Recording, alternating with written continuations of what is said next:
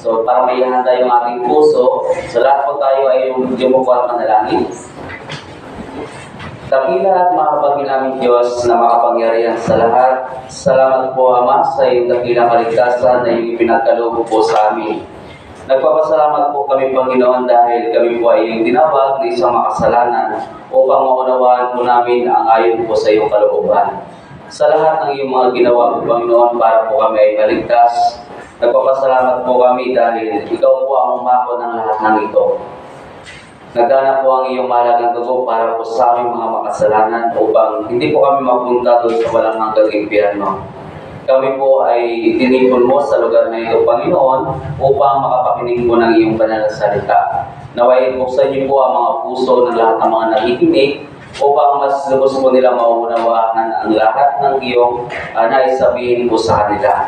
Naway po, Panginoon, yung mga brothers and sisters na dumadaan sa iba't ibang uri ng mga pagsubok sa kanilang buhay, tulungan niyo po sila, Panginoon, upang makasama po namin sila sa gawain na ito. Lalo-lalo na rin po, Panginoon, na may mga kapatiran po kami na may sakit sa kanilang physical na pangangatawan. Tulungan niyo nawa sila na agarang makarecover po kagad upang patuloy po namin sila makakasama sa iyong iglesia. Naway po, Panginoon, hinihiling po namin na samahan niyo po kami sa oras na ito at puspusan niyo po kami ng iyong karunungan at ng iyong banal na Espiritu ay mananahan po sa oras na ito at ituro niyo po sa bawat isang nakikinig lahat na nais po niyo sabihin. Ito po ang aming dalangin sa pangalan ng iyong anak, Jesu Cristo, na aming Panginoon tagapagligtas. Amen. So, sige po, buksan po natin yung ating Biblia sa Aklat ni Mateo.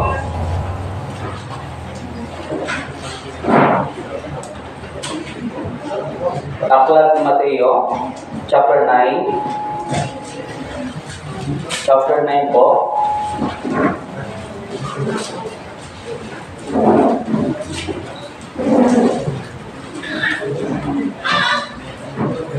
Aklat ni Mateo, chapter 9, verse 9 hanggang 13 po.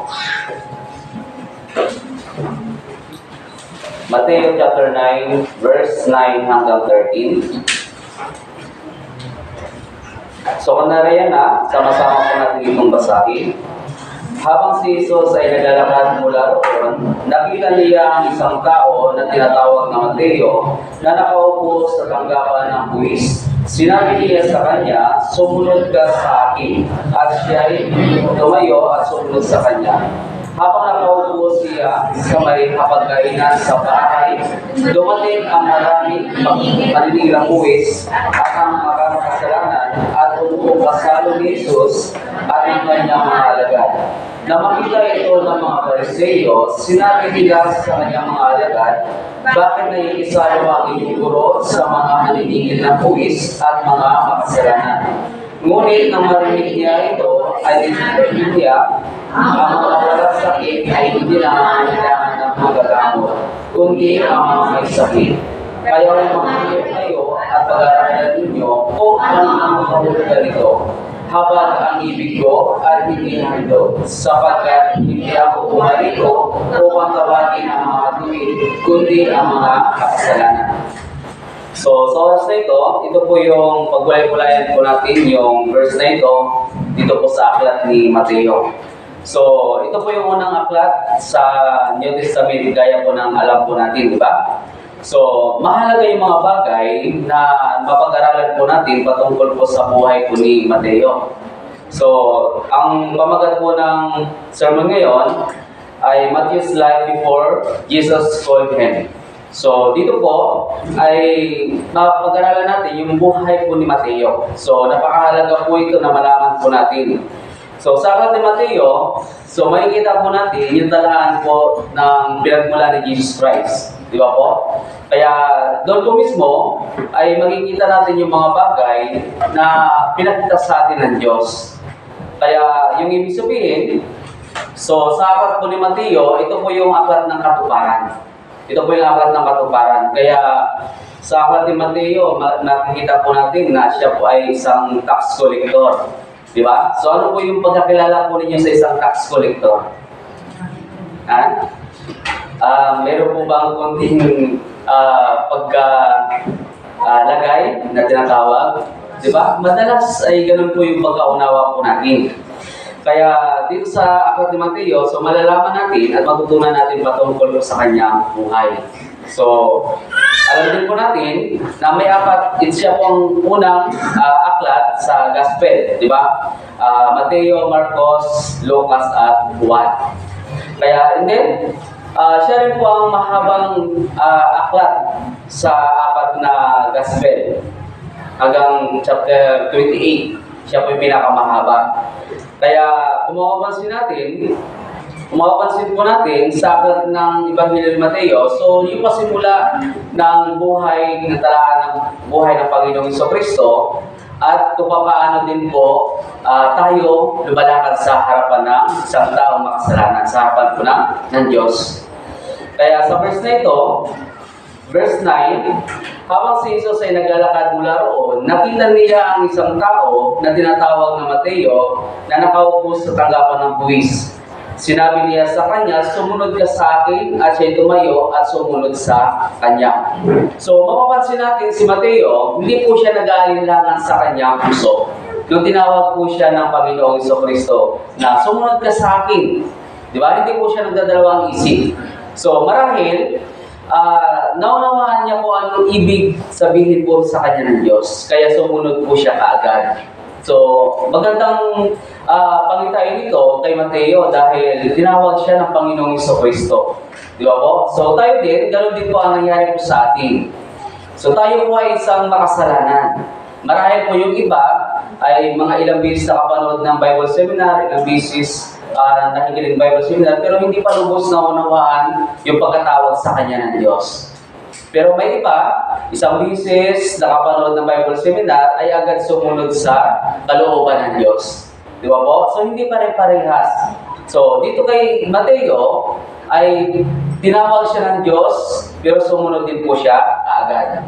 Kaya, kagaya po ng alam po natin na si Mateo ay isang maniningil ng buwis, isang taong makasalanan sa harapan po ng Diyos. Kaya ganoon din po tayo, ay isang makasalanan din po sa harapan ng Diyos.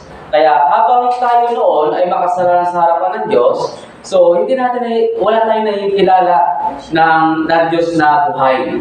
Kundi nakikita natin yung Diyos na nakikita ng ating mata. Kaya ano po ang nangyari? Dahil sa mga Diyos na nakikita ng ating mata, so, hindi natin naunawaan na ang lahat ng yun ay mali. Di ba? Kasi kung nakikilala natin yung Diyos na buhay, kung nakikilala natin, so hindi sana tayo gumawa ng kasamaan o hindi tayo nagpapatuloy sa paggawa ng kasalanan sa salibutan. Kasi nakikita natin yung Diyos na nakikita ng ating mga mata, hindi sila nagsasalita, hindi nila tayo sinasaktan kapag tayo po ay nagkakamali. Pero nakikilala natin dito po sa Biblia kung sino yung Diyos na buhay. Di ba? Naalala din po natin kung paano din po kumilos yung Diyos sa Israel. Kapag sila po ay gumagawa ng kasalanan, sila din po ay mga parusa. May parusa po sa kanila at dinidisiplina po sila ng Diyos. Kaya tayo, bilang anak ng Diyos, ay ganoon din. Dinidisiplina din po tayo ng Diyos habang tayo po ay gumagawa po ng kasalanan. Kaya tayo, kapag dinidisiplina tayo ng Diyos, mahal tayo. Di ba? Yung mga magulang po na naririto, kapag may kasalanan po yung anak, di ba, dinidisiplina natin kasi mahal po natin sila. Kaya yung mga kabataan dito, huwag po ninyo isipin kapag kayo po ay pinapagalitan, pinapalo, sinasaktan ng magulang, huwag niyo po sabihin na hindi kayo mahal. Yung Diyos po, ganun po siya magmahal. No? Gumagawa rin po siya ng paraan para po tayo ay manumbalik po sa Kanya. Para po tayo ay patuloy na manalangin po sa Kanya. Kasi kung tayo po mismo ay hindi dumadaan sa mga disiplina ng Diyos, so marahil alamin natin kung totoo ba yung kaligtasan ko o baka naman yung mga mahal sa buhay ang dinidisiplina ng Diyos dahil sa paggawa mo ng kasalanan. So, tingnan po ninyo na maigi yung paligid at yung mga mahal po ninyo sa buhay. Baka sila pong dumaranas ng mga parusa ng Diyos. Ano po? So, dito sa aklat ni Mateo, so alam niyo po ba kung ano po yung pangalan ni Mateo? Alam niyo po ba? Kung ano po yung pangalan ni Mateo? So, ang pangalan pa po ni Mateo na isa ay Levi o Levi. Alam niyo po ba? So, tingnan po natin sa Marcos. So, ilagay po natin dito, bookmark po natin. Marcos chapter 2 verse 14.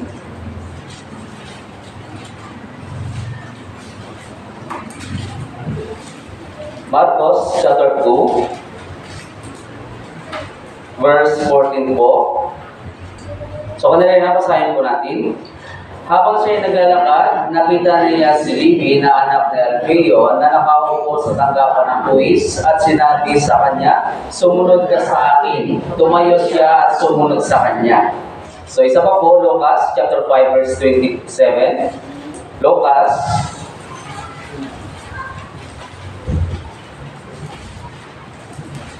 chapter 5 verse 27.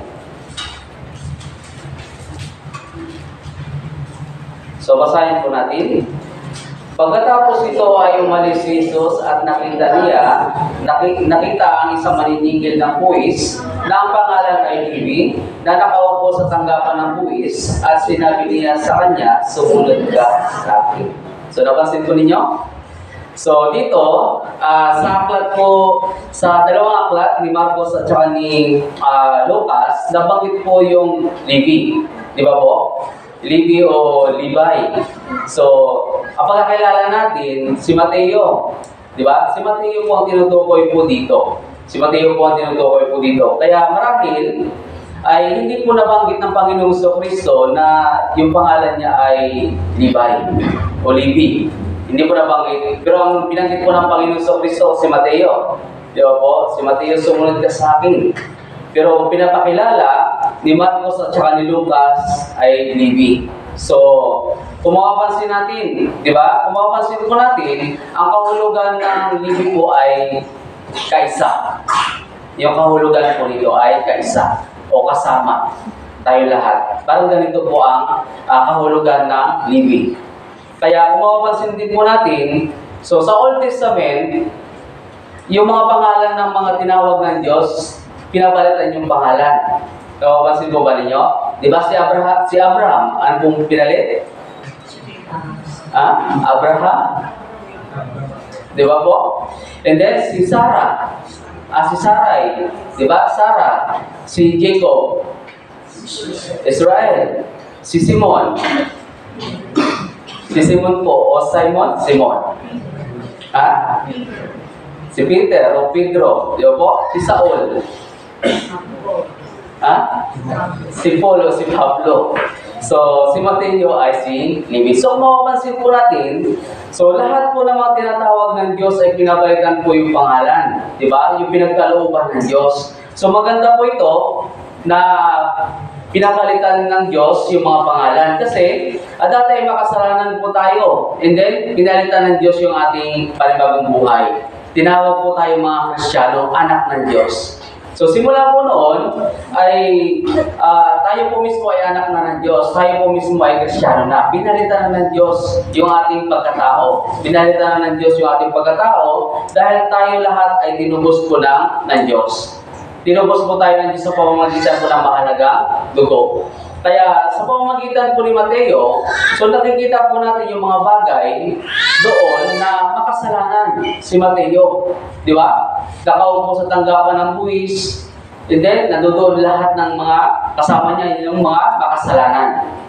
Kaya mahalaga na nakita po natin doon kasi lahat din po tayo ay makasalanan din. Makasalanan din po tayo sa harapan ng Diyos. Kaya lahat po tayo na naririto ay patuloy sa pakikinig po ng salita ng Diyos. Kasi ito yung kailangan ng isang Kristiyano para maunawaan natin kung ano pa po yung kalooban ng Diyos. Tinawag po tayo sa isang paraan ng pagkatawag ng Diyos. Kasi lahat po tayo ay makasalanan. Di ba? Kagaya ng pagkakilala natin ng isang maniningil ng buwis. Ang isang maniningil ng buwis, nandoon po yung kurakot. Di ba? Yung lagay sa tinatawag na under the table. Di ba? Meron pong mga ganon. Kaya kung kilala ninyo si Zaccheo, so inamin niya ito sa Panginoong Kristo. Di ba? Kung lahat na meron akong kinuha, so ibabalik ko, sabi ni Zaccheo. So para makilala natin, sa Lucas, chapter 19, Lucas, chapter 19, verse 2 po muna. Lucas, chapter 19, verse 2. Sabi po dito, at doon ay may isang lalaki na ang pangalan ay Zaccheo. Siya ay isang punong maniningil ng buwis at mayaman. Verse 8, si Zaccheo ay tumindig at sinabi sa Panginoon, Panginoon, ang kalahati ng aking mga pag-aari ay ibinibigay ko sa mga dukha, at kung sa pamamagitan ng pandaraya ay may kinuha ako sa kanino mang tao, babayaran ko siya ng 4 na ulit. Di ba nakikilala natin kung ano po ang katungkulan ng isang maniningil ng buwis? Di ba meron silang kinukuha sa kaba ng taong bayan? Kaya dito inamin ni Zaccheo, kung sa pamamagitan ng pandaraya ay may kinuha ko sa kanino mang tao. Di ba po? So mahalaga po ito na inaamin po ng isang tao yung kanyang kasalanan sa harapan po ng Diyos. Di ba? Napakahalaga po ito. And then, bukod pa po doon, kailangan natin marunong po tayo magpakababa sa ating sarili. Magpakumbaba sa ating sarili. Hindi po natin kailangan magmataas po tayo sa harapan po ng Diyos.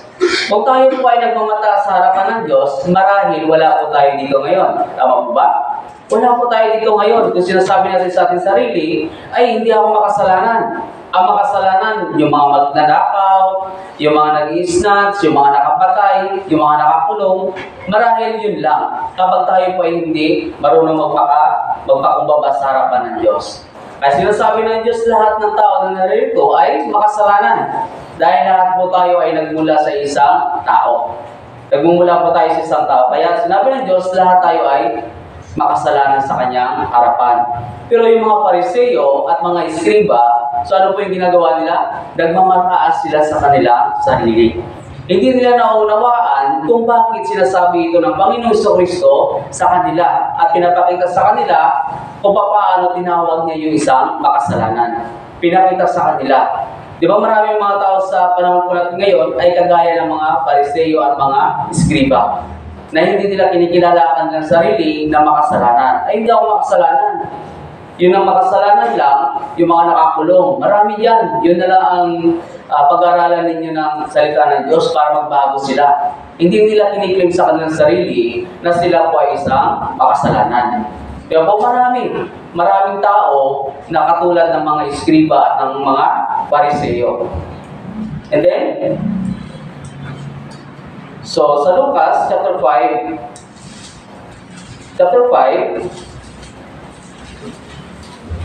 verse 29,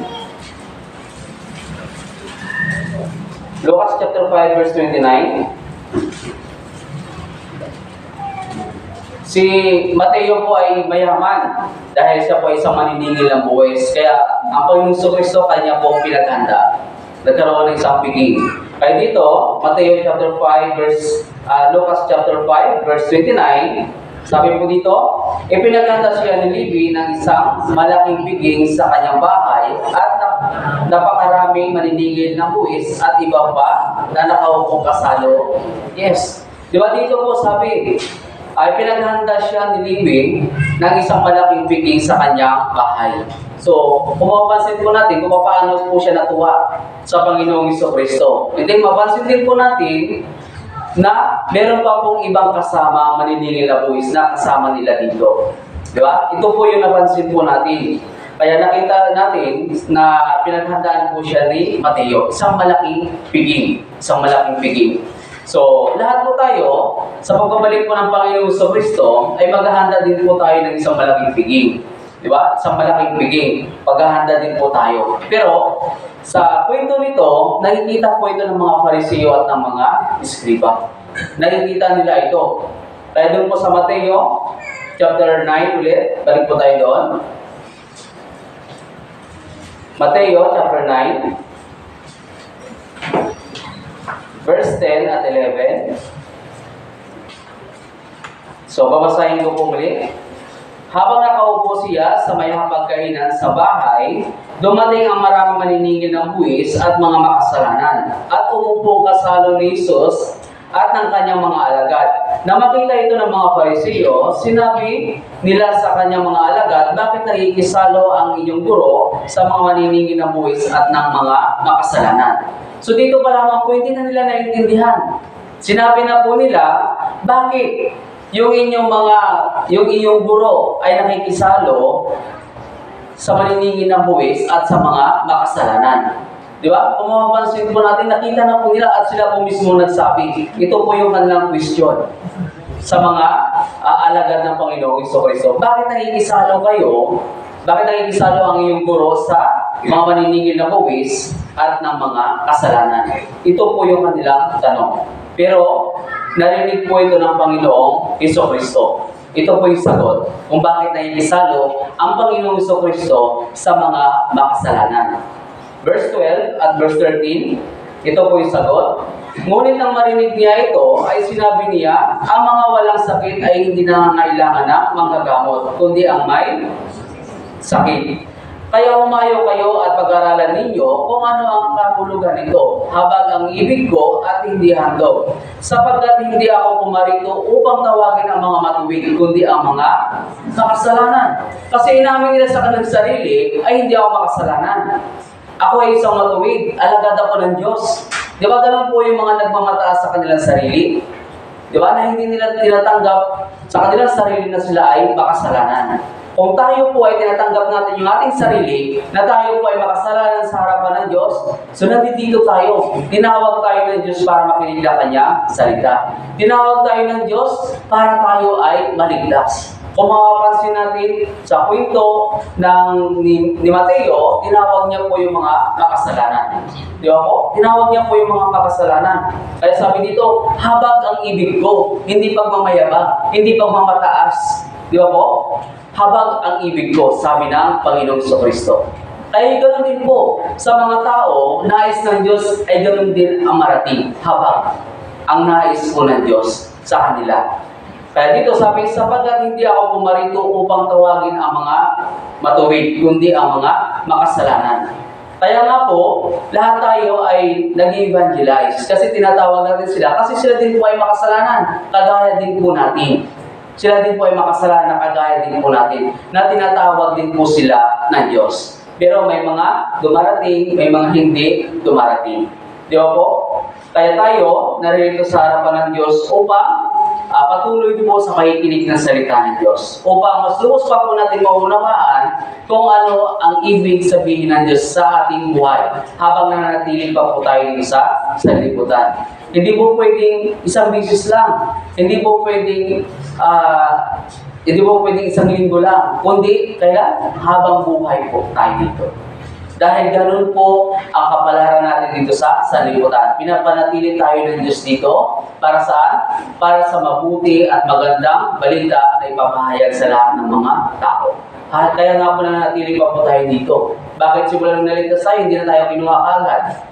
Di ba po? So, ibig sabihin, tayo po mismo ay magiging larawan at makikita nila na nabubuhay sa atin yung Diyos.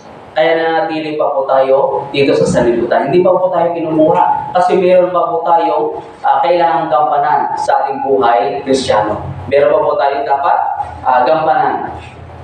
Kaya dito, balik po tayo sa Lucas. Sino po ba ang maniningil ng buwis? Sa Lucas chapter 15,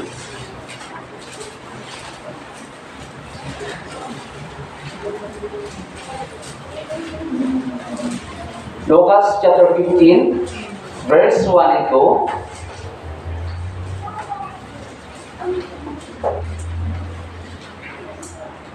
Lucas chapter 15, verse 1 and 2. So, babasahin ko po. Noon ang mga maniningil ng buwis at mga makasalanan ay lumapit sa kanya upang makinig.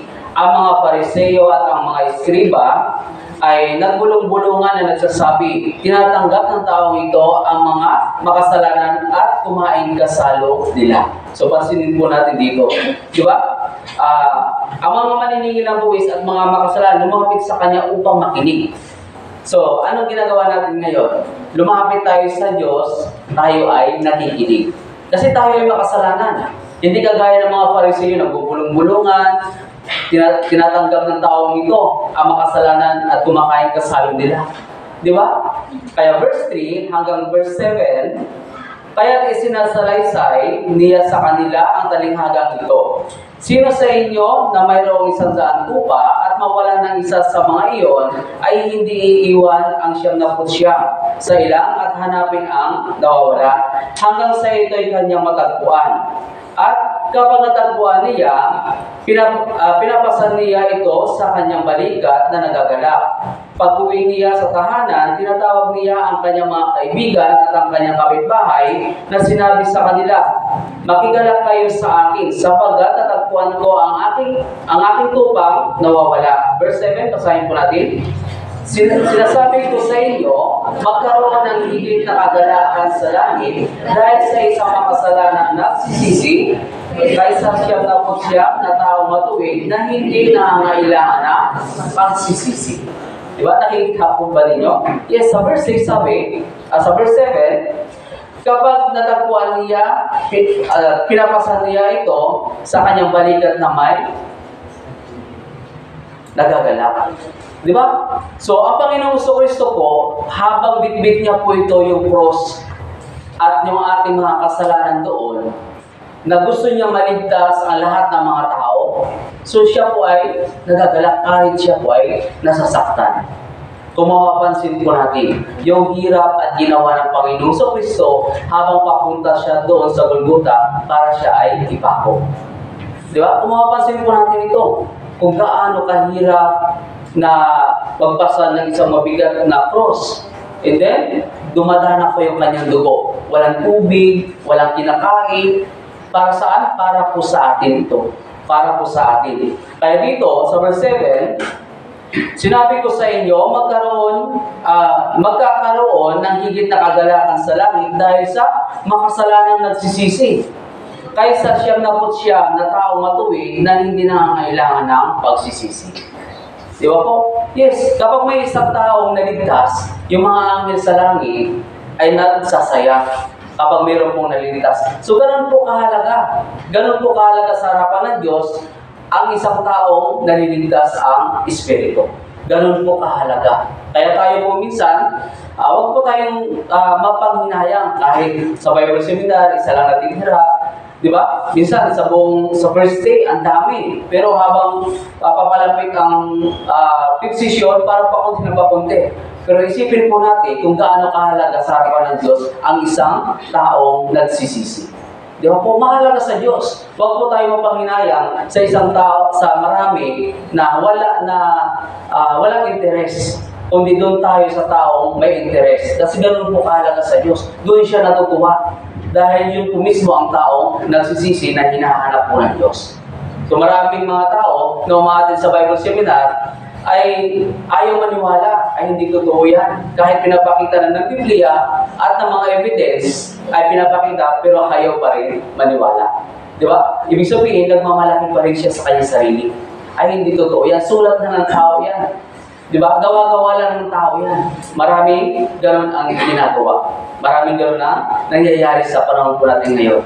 So kamusta po yung evangelism? Mahirap o madali? Mahirap po, di ba?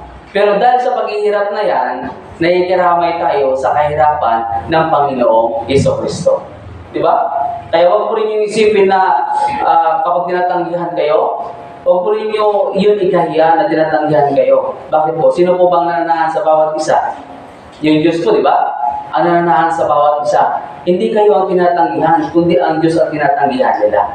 Ginagamit po tayo ng Diyos para iparating sa kanila yung ibanghilyo na nais sabihin ng Diyos sa bawat tao. Kaya huwag po ninyong isipin na kayo yung tinatanggihan, kundi yung Diyos po mismo ang kanilang tinatanggihan, hindi tayo. Tayo po mismo ay ginagamit lamang po ng Diyos para ipangaral po yung salita niya sa lahat po ng mga tao. Kaya sabi po dito, habag ang ibig ko. Sabi po ng Diyos. Kaya sa Matthew chapter 5 verse 3, punta po tayo.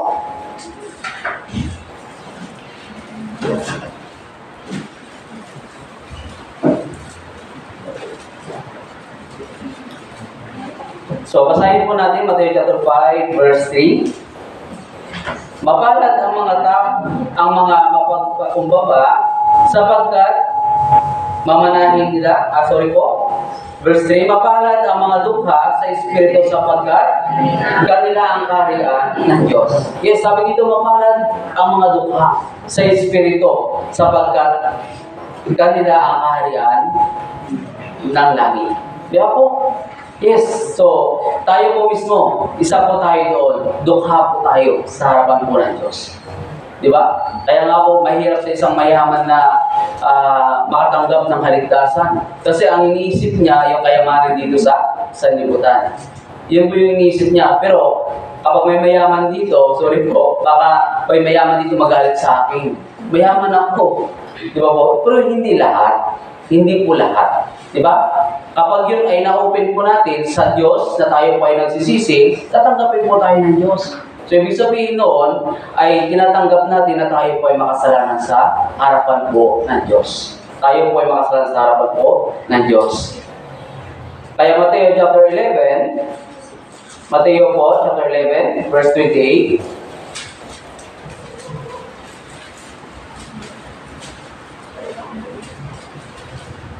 Mateo chapter 11, verse 28. So, basahin po natin. Lumapit kayo sa akin, kayo lahat na nanlulupaybay at lubhang nabibigatan, at kayo bibigyan ko ng kapahingahan. So, ano po ang nangyari po sa atin? Di ba, kabisado po natin yung verse na ito. Madalas po ito sa Bible seminar. Lumapit kayo sa akin, kayong lahat na nanlulupaybay at lubhang nabibigatan. Lahat po tayo nabibigatan. Di ba? Nabibigatan sa mundong ito. Dahil sabi dito, lumapit kayo sa akin. Lumapit po tayo sa Diyos. Kaya yung problema at mga pagsubok dito sa sanlibutan na nararanasan ng bawat isa ay hindi pwedeng ilapit sa brothers and sisters, hindi pwedeng ilapit sa ibang mga tao. Di ba po? Hindi pwedeng ilapit sa ibang mga tao, kundi idulog po natin ito sa Diyos. Idulog po natin sa Diyos. Kaya sabi dito, lumapit kayo sa akin, kayo lahat na nanlulupaybay. Di ba? Minsan, sobrang nangihina tayo sa ating Christian living. Di ba po? Nangihina tayo sa ating Christian living. Kaya nga, kapag nangihina tayo, lumalapit tayo sa Diyos. And then, humihingi tayo ng advice sa mga brothers and sisters kapag tayo po ay nangihina. Kasi, yun po yung paraan na palakasin po yung ating pagbagsak o yung ating paghihina. Diba po, sa kanila tayo lumapit at sa Diyos tayo lumapit. So, ibig sabihin, kapag tayo po ay dumadaan sa mga pagsubok sa ating buhay, kapag dumadaan tayo sa mga ganitong paraan ng ating buhay, so, kapag may dumadaan ito, so, patuloy po tayo nananalangin sa Diyos. Patuloy po tayo nananalangin sa Diyos at patuloy po tayo nagkaroon ng relasyon po sa Diyos. Kasi, hindi po putol ang koneksyon sa Diyos. Tuloy-tuloy yung ating koneksyon sa pamamagitan po ng panalangin. Napakahalaga po yung panalangin sa Diyos. So, kung nababasa natin sa Biblia, kung paano manalangin ang Panginoong Kristo. Di ba? Sobra-sobra po yung kanyang panalangin. Yung kanyang pawis kasi laki ng patak na dugo. Di ba? So, naranasan niyo po ba yung ganung panalangin? Hindi natin naranasan yun. Kundi ang Diyos lamang. Labis ang kanyang habag sa lahat ng mga tao. Labis ang kanyang habag sa lahat ng mga tao. Kaya kailangan dumulog at lumapit po tayo sa Diyos. Sa Diyos lamang po tayo lumapit. Sa Juan chapter 6. Juan po, chapter 6.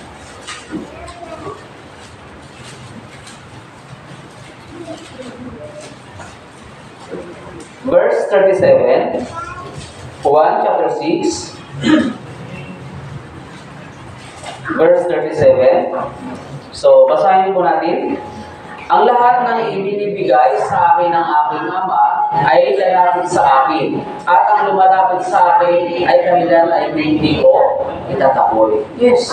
Di ba? Maganda po ito. Ang lumalapit sa akin Lumalapit sa akin, kailanman ay hindi ko itataboy. Yes, hindi tayo tinatakwil ng Diyos pag tayo po ay lumalapit sa Kanya. Kasi anak po tayo. Kahit ang mga makasalanan, kapag sila po ay nagsisi at lumalapit po sa Diyos, hindi po sila itataboy. Kasi ganun sila kahalaga po sa Diyos. Ganun sila kahalaga sa Diyos. Sobrang napakahalaga. Kayamanan ng Diyos ang lahat ng mga taong nagsisisi. Napaka-importante, di ba? Sa simula pa lamang po sa Genesis, ang wangis ng tao, ano po? Espiritu, yung wangis ng tao. Kaya ganun kahalaga yung sa harapan ng Diyos sa isang taong nagsisisi, yung kanyang espiritu. Ayun ang kayamanan ng Diyos. Yun po yung kayamanan ng Diyos. Tayo po mismo ang kayamanan po ng Diyos. Dahil tayo po ay mayroon pong wangis kagaya niya na mayroong espiritu. Yun po yung mahalaga sa harapan po ng Panginoon. Kaya sa Mateo, balik po tayo. Mateo po, chapter 23.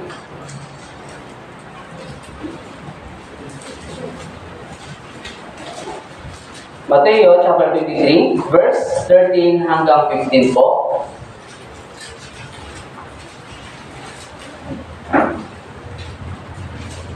Mateo chapter 23, verse 13 at 15. So, babasahin ko po. Kahabag-habag kayong mga eskriba at mga Fariseo, mga mapagkunwari, sapagkat sinasama ninyo ang kaharian ng langit sa mga tao, sapagkat kayo mismo ay hindi pumapasok at ang mga pumapasok ay hindi ninyo pinapayagang makapasok. Kahabag-habag kayong mga eskriba at mga Fariseo, mga mapagkunwari, sapagkat sinasakmal ninyo ang mga bahay ng mga babaeng balo at inyong dinadalhan ang mahabang panalangin, kaya tatanggap kayo ng lalong mabigat na parusa. Kahabag-habag kayong mga eskriba at mga Fariseo, mga mapagkunwari, sapagkat nilalakbay ninyo ang dagat at ang lupa upang magkaroon ng isang mahihikayat, at kung siya'y nahikayat na ay ginagawa ninyo siyang makalawang ulit pang anak ng impyerno kaysa inyong mga sarili. Kahabag-habag kayong mga bulagan at taga-akay na nagsasabi, kung pinanumpa ninuman ang templo ay wala iyong kabuluhan. Ngunit kung pinanumpa ninuman ang gito ng templo, siya ay may pananagutan. So, mapapansin po natin dito, sinabi po, kahabag-habag kayo. Di ba po?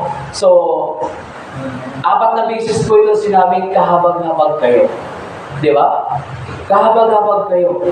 So, ganito po ang nangyayari. Sa panahon po natin ngayon, so marami po mga tao na reliyoso. Diba? Marami tayong nakikilala mga tao na reliyoso. Kahit sa bahay po nila, nakikita natin kung paano po sila manalangin. Minsan, alas 6 ng gabi nag-start ng panalangin. So, uso pa po ba dito yon? Uso pa po ba? May nakikita pa po ba kayo ganito? Simula alas 6 ay nanalangin. Alam niyo po ba kung ano yun? Yes po. Yes. Di ba? Naranasan ko po yan. Nung grade 3 pa po ako. So, sabi ng lula ko, tara na. Magsimula na tayo. And then, mayroon ako mga bagay na hindi naiintindihan. Kasi bata pa po ako. Pero nung inamulatan ko po ito, nung narito na po ako sa Life for Mission, ay mali pala. Yung ganito po ang maraan. So, nakikita ko dito, kahabag-habag. Di ba? Kahabag-habag yung mga taong ganito sa harapan po ng Diyos. So, maraming mga Fariseo at mga eskriba na ganito po ang nangyayari sa panahon po natin ngayon. Maraming nangyayari. Kaya, dito, so nakikita natin sa kwento ng aklat ni Mateo, yung mga taong makasalanan. At yung mga taong tinanggap ng Diyos kung kanino lumapit ang Panginoong Jesucristo. Di ba? Binubuksan ng Diyos yung puso ng bawat tao na nangangailangan ng kalinga ng Diyos. Kaya tayo, isa po tayo doon na binuksan yung ating puso na kailangan ng kalinga po ng Diyos. Bakit po? Dahil bigat na po tayo sa ating mga kasalanan. Bigat na po tayo sa lahat ng mga naranasan natin dito sa liputan. So, naranasan niyo po ba? Simula ng naligtas po tayo, maraming mga pagsubok na dumaranas sa inyo. Yes, marami. Pero may prayer din po ba na natupad na? Meron? So, gaano karami? Meron na po ba hindi maalala o hindi mabita? Di ba? So, kung anak tayo ng Diyos, so lahat ng panalangin po natin ay Kanyang tinutupad. Di ba? Kanyang tinutupad. Pero, merong hindi po ganun kabilis.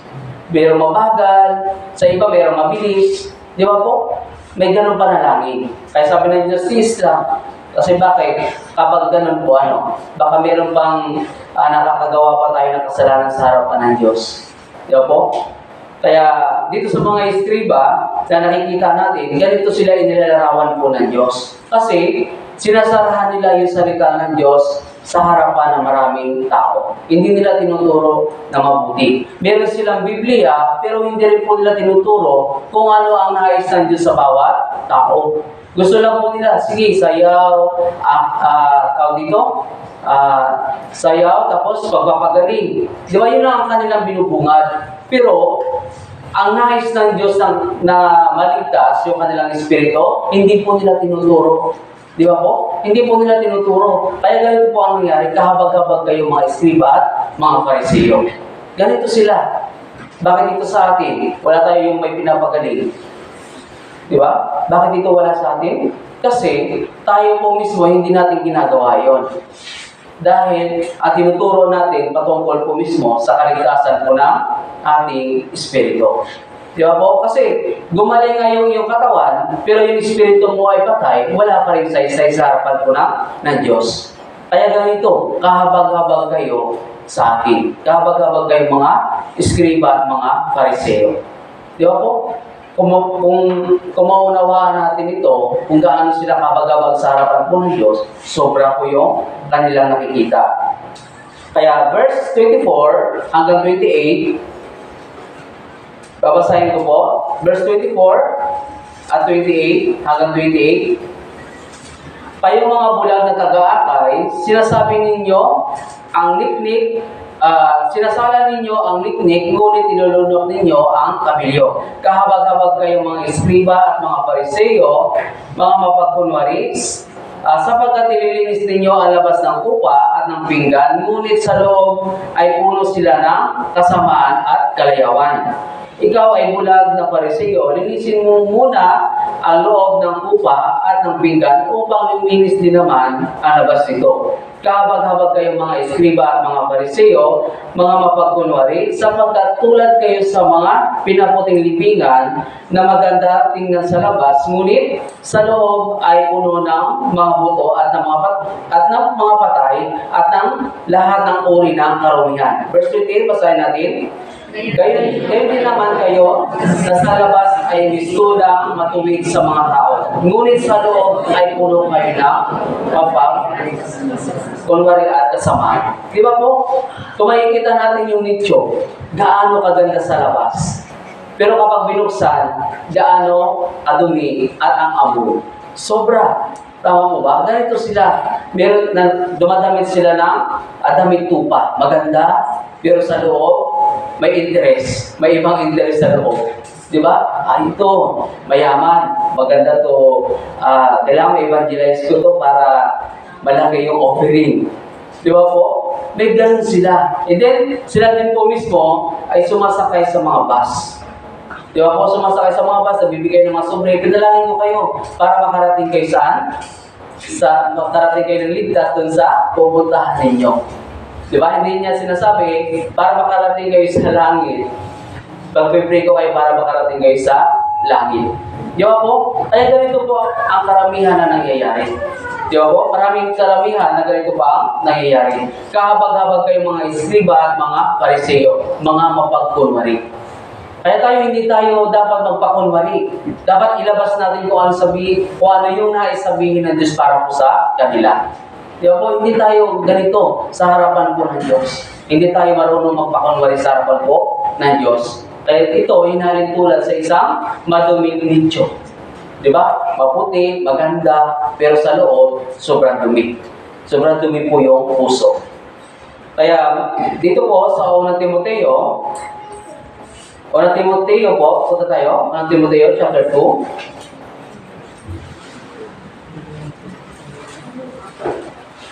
Unang Timoteo, chapter 2, verse 4. So, basahin po natin.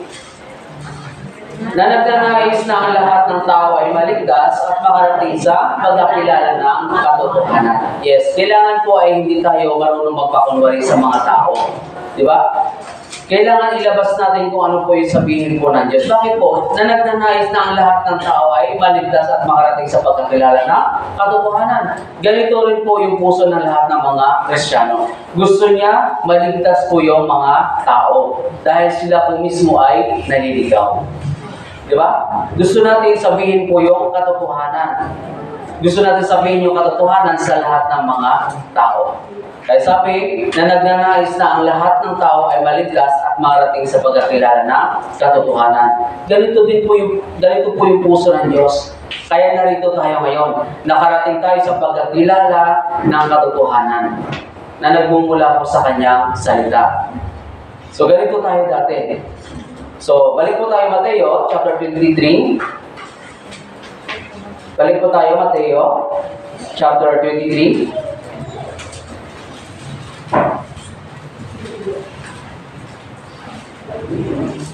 Verse 23 po. Mateo chapter 23, verse 23. So basahin po natin. Kahabag-habag kayo mga eskriba at mga pariseyo, mga mapagkunwari, sapagkat nag-iika po kayo ng derbabuena, ng anis at ng kamino at ng inyong pinababayaan ang higit na mahalagang bagay ng kautusan, ang katarungan, ang habag at ang pananampalataya. Subalit dapat sana ninyong gawin ang mga ito nang hindi na pinapabayaan ng iba. Di ba? Sabi dito, inyong pinapabayaan ang higit na mahalagang bagay ng kautusan, ang katarungan, ang habag at ang pananampalataya.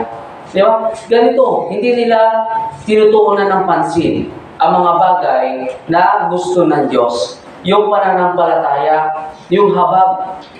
Hindi nila tinuturo yung habag ng Diyos para sa lahat ng mga tao. And then, yung pananampalataya. So lahat po tayo ay may isang pananampalataya. Tama po ba? Baka mamaya may iba pa pong pananampalataya. Isa po pa pananampalataya natin? Yes, isa po ang pananampalataya natin. Una, tinubos ng Panginoong Jesucristo ang lahat ng ating mga kasalanan sa pamamagitan ng kanyang mahalagang dugo. Di ba? Nilinis niya yung ating mga kasalanan sa pamamagitan po ng kanyang dugo. Yun po yung sinasampalatayanan po ng lahat ng mga Kristiyano. Di ba po? Kaya dito sa Mikas, punta po tayo sa Mikas, chapter 6.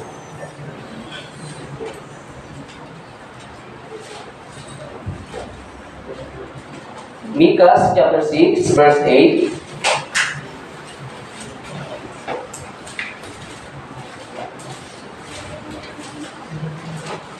Mikas chapter 6, verse 8. So, basahin po natin. Nakita na po ba? So, basahin po natin. Ipinakita niya sa iyo, o tao, kung ano ang mabuti at ano ang itinakda ng Panginoon sa iyo, kundi ang gumawa na may katarungan at umibig sa kawa at lumakad na may pakumbabaan na kasama ng inyong Diyos. So, ganito dapat ang lahat ng mga Kristiyano. Di ba? Meron tayong papakumbaba sa harapan po ng Diyos. Yung Panginoong Jesucristo po, meron siya nito. Tama po ba? Pagpapakumbaba sa kanyang sarili. Hindi niya sinabi sa kanyang sarili na ako ang hari, ako ang lumikha ng lahat na nakikita mo. Pero marunong po siya magpakumbaba. Ganito po ang Panginoong Jesucristo. Dapat ang lahat ng mga tao ay meron din pong ganito.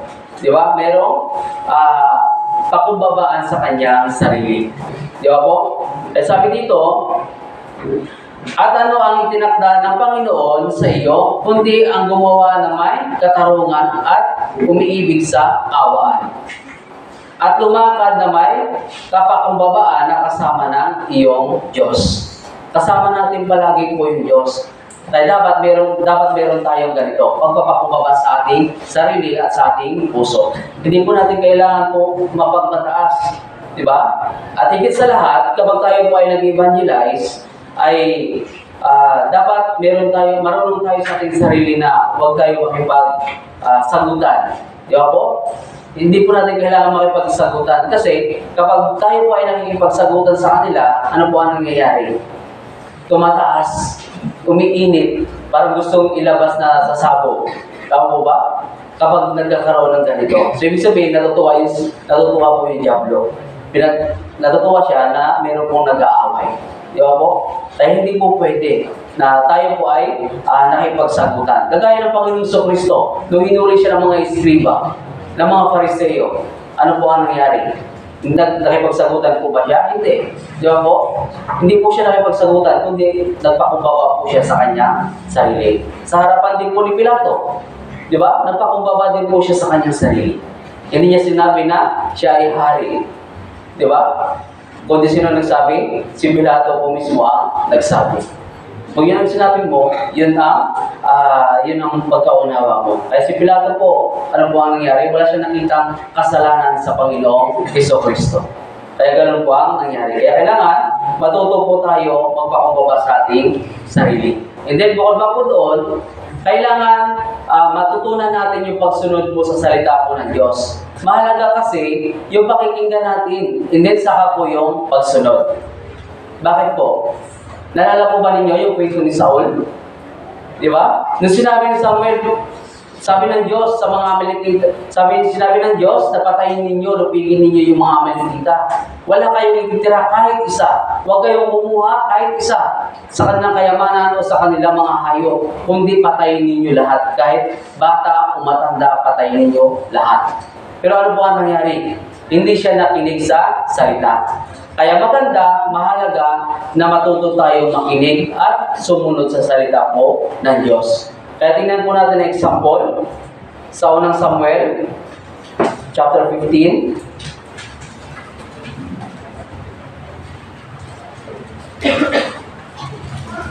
Unang Samuel, chapter 15.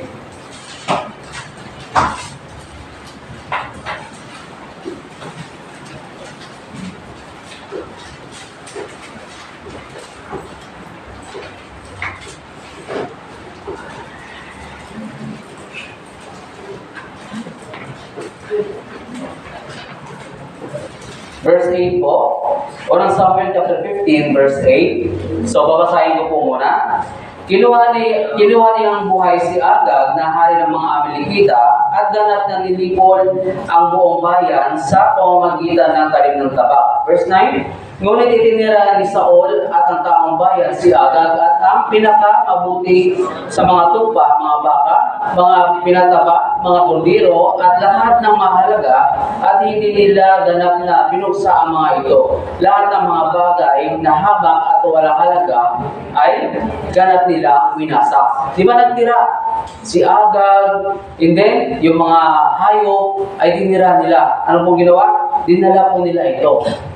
Kaya verse 14 hanggang 15, ngunit sinabi ni Samuel, ano kung gayon ang kahulugan nitong iyakan ng tupa at ang ungal ng mga baka na aking narinig. Sinabi ni Saul, sila'y dinala nila mula sa mga Amalekita sapagkat itinira ng taong bayan ang pinakamabuti sa mga tupa at baka upang ihandog sa Panginoon mong Diyos. Ang nalalabi ay aming binuksang lahat. Di ba? Parang kinuha lang nila yung mahalaga. Tinapo nila yung walang pakinabang. Di ba? Kaya kailangan sa ating pamumuhay Kristiyano, kailangan po lahat ay itapon. Itapon lahat. Kapag sinabi ng Diyos, linisin mo yung puso. Itapon mo lahat, wala kang itira kahit isa. So kahit mabuti man yan, kailangan itapon lahat. Bakit po? Simula nang tayo niligtas, nilagyan tayo ng Diyos ng panibagong buhay, panibagong puso na sumunod po sa Kanya. So, ibig sabihin, yung Diyos po mismo ang bahala sa atin. Yung Diyos po mismo ang bahala. Kaya verse 8 hanggang 19, Sinubukan ng Panginoon sa isang takdang gawain at sinabi, "Humayo ka at ganap mong puksain ang mga makasalanang Amalekita at labanan mo sila hanggang sila ay maubos."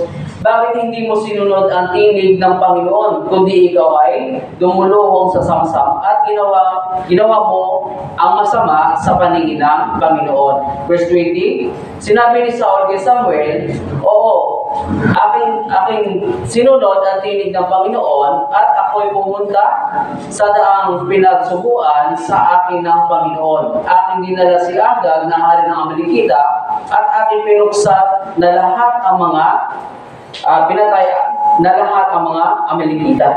Di ba po? Sumagot pa siya kay Samuel. Nagmamatigas pa rin siya. "Oh, pinuksa ko lahat." Pero ano po sabi? Nagtira siya kahit isa.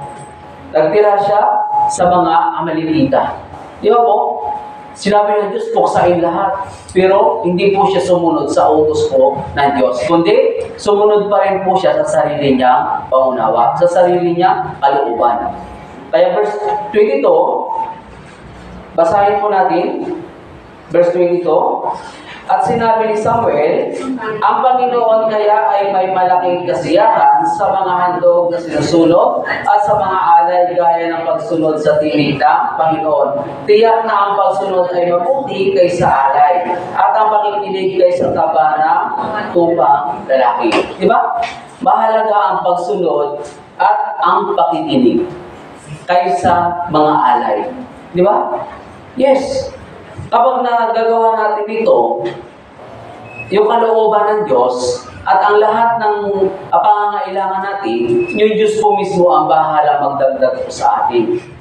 Di ba kapag sinunod po natin ito, yung Diyos po natin ay mayaman, yung Diyos po natin ay makapangyarihan. Na nakasaad po dito sa Biblia.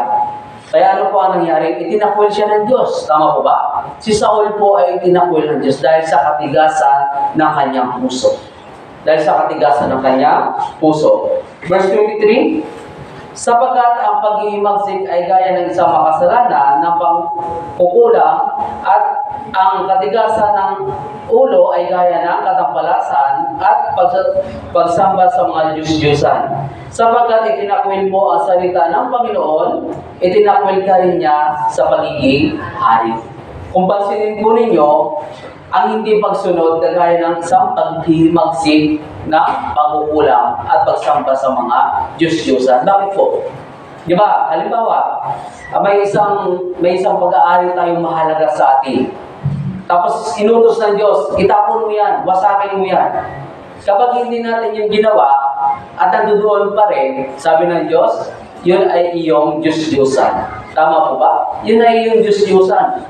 Kaya sabi ng Diyos, kailangan linisin sila, walang ititira kahit isa. Kung mapapansin natin sa verse 23. Kaya, balik po tayo sa Mateo, sa main verse po natin. Mateo chapter 9, verse 9.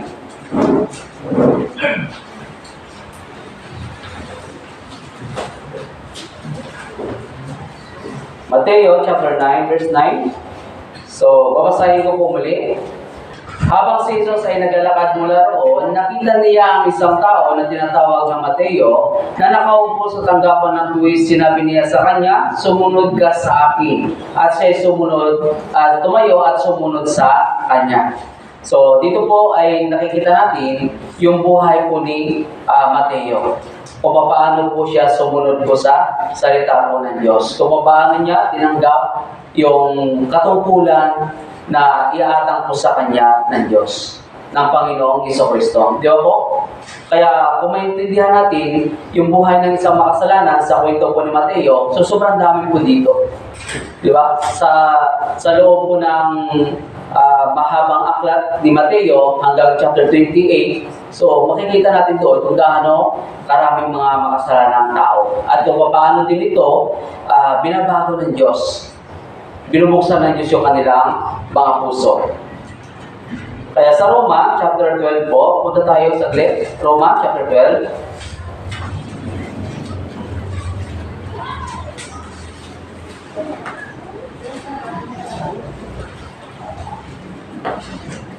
Roma, chapter 12, verse 1 and 2.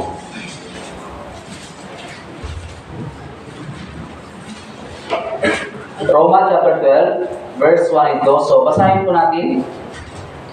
Kaya nga mga kapatid, isinasamo ko sa inyo, alang-alang sa mga kahabagan ng Diyos, na inyong ialay ang inyong mga katawan na isang handog na buhay, banal, nakasiyat-siya sa Diyos, na siya ninyong makatuwirang paglilingkod.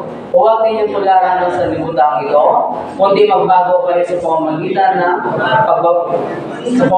pagbago ng inyong pag-isip, upang mapatunayan ninyo kung alin ang mabuti, kasiyat-siya at tubos na kalooban ng Diyos. Diba sabi po dito, kaya nga mga kapatid, isinasamo ko sa inyo alang-alang sa kahabagan ng Diyos. Alang-alang sa kahabagan ng Diyos na inyong ialay ang inyong katawan na isang handog na buhay.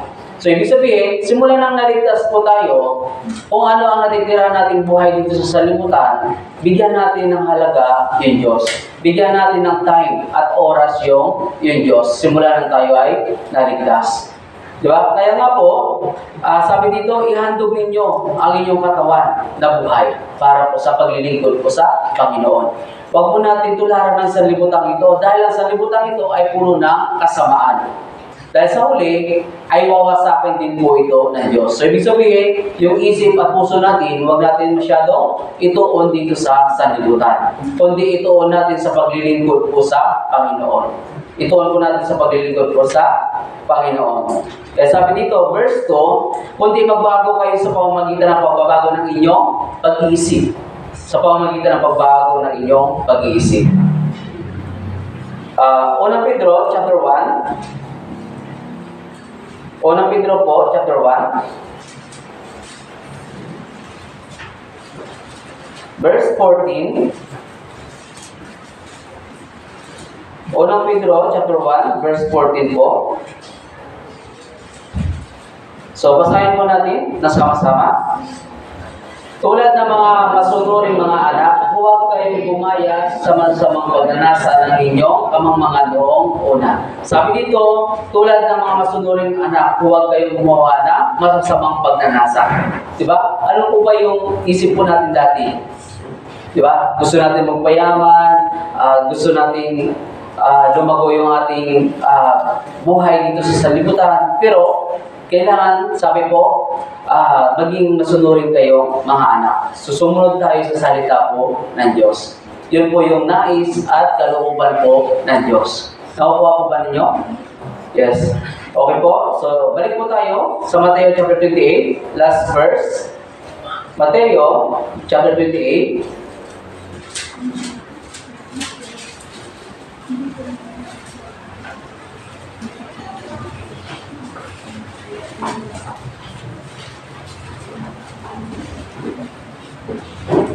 Verse 19 po, verse 19 hanggang 20.